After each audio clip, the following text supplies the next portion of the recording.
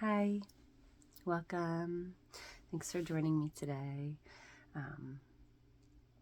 I started getting back into my YouTube channel here. I've had it for years, and I went through bouts of, sharing and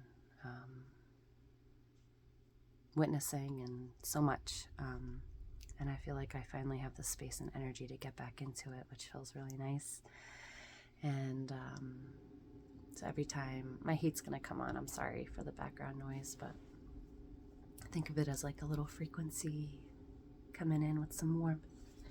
I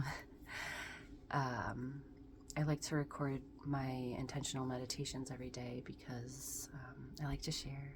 I love the tools that I have for myself, and I love sharing them with others.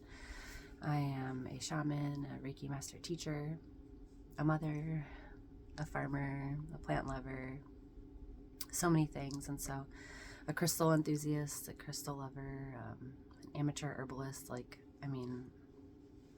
I'd say I'm almost a crystal expert. I know a lot about rocks, but I also just feel like really connected to them naturally.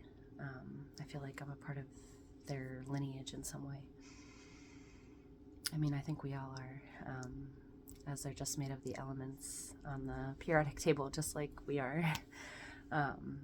And so I thought I would bring my friend Aquamarine to the party today. I've been working with amethyst and garnet a lot. Amethyst can be really calming and helpful for like habit breaking and new routines, and also like connection to your higher self.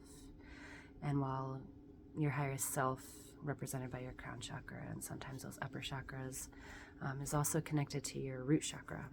Your crown and your root are connected, and so it makes sense as like a channeler and an energy worker that to ground we need to connect, and to connect we need to ground. Just like lightning needs, like when lightning is getting ready to strike, it connects on the earth as well. It doesn't just go anywhere random. The earth is getting ready to receive that lightning.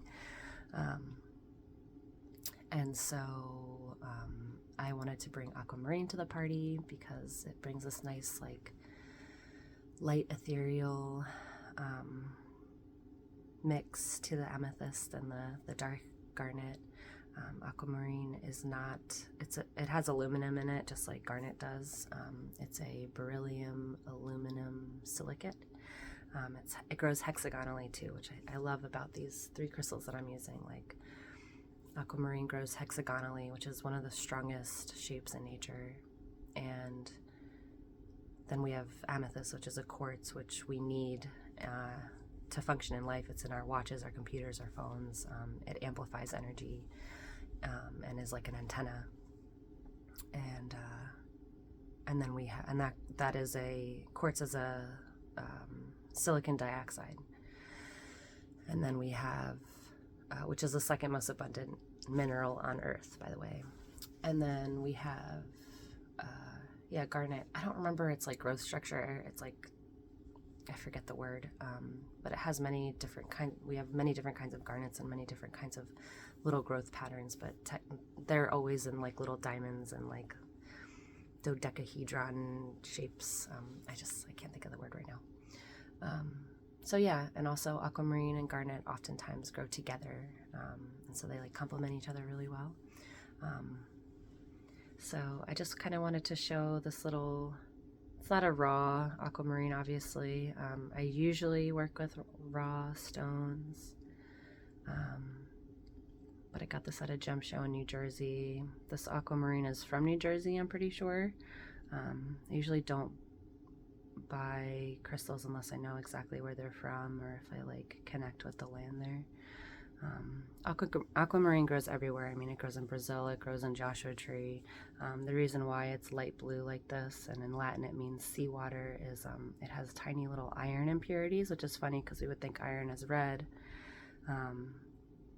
but it's just the spectrum of light, that visible light that we see, that it refracts as blue. And so it's really interesting. Amethyst also has iron impurities, and then garnet also has iron in it. And so like iron is in our blood, it's in the earth, it's a part of us. And yeah, and And so oftentimes when I am working with energies and colors, as that's what, like energy work is. That's not what it is. It's so much more than that. But like, that's how I kind of connect inwardly, is by like connecting with the colors, the energies, the chakras, the frequencies, and also it's complementary colors and energies, as they complement each other. So like the complementary color to blue is orange. And I kind of received messages to work with this today. Oh, and my kitty. My sacral chakra was like itchy. A lot of times my body will like pick up on energy and kind of communicate with me in that way. So I kind of just wanted to share about Aquamarine and just do like a quick little aqua sacral recharge, I guess. My cat is right here in my lap. She wants to be involved. So I'm just going to take a little bit to connect to this babe. Check out its little rainbows of light and magic. I love that you can see a little bit of the dirt still in the stone, like in the sides.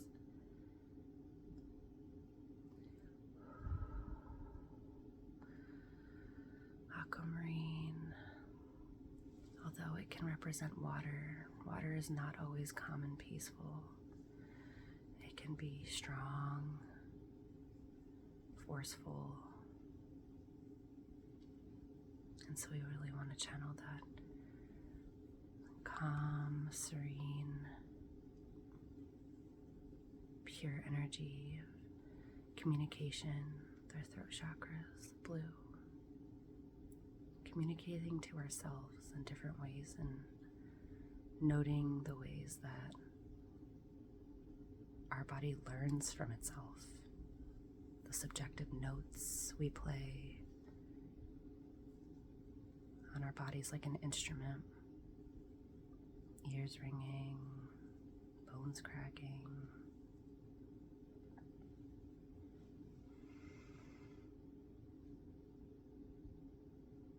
Anything really.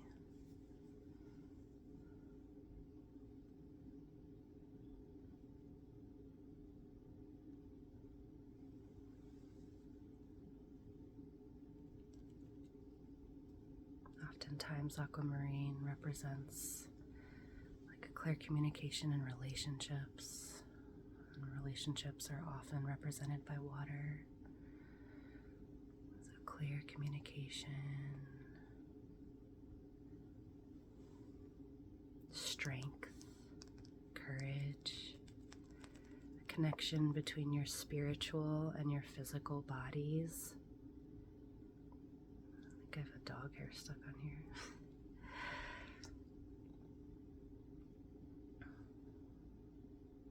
The subconscious mind, dreamland. I really love using Aquamarine for dream work.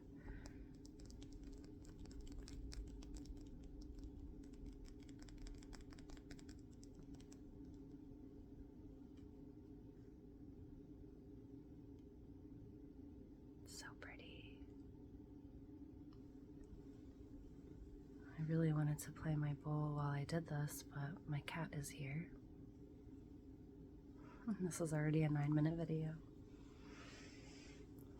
Where did you put my sound? Oh my. Sorry about that. Well, here it is. So we're a little upside down now. Here we go. Sorry, guys. I'm not very tech savvy. I'm learning. My little unicorn up there. All right.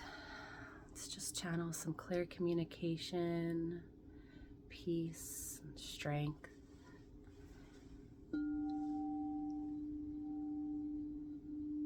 Rejuvenation, a healthy relationship between our bodies, our minds, our spirits, and the sentience in between all of that.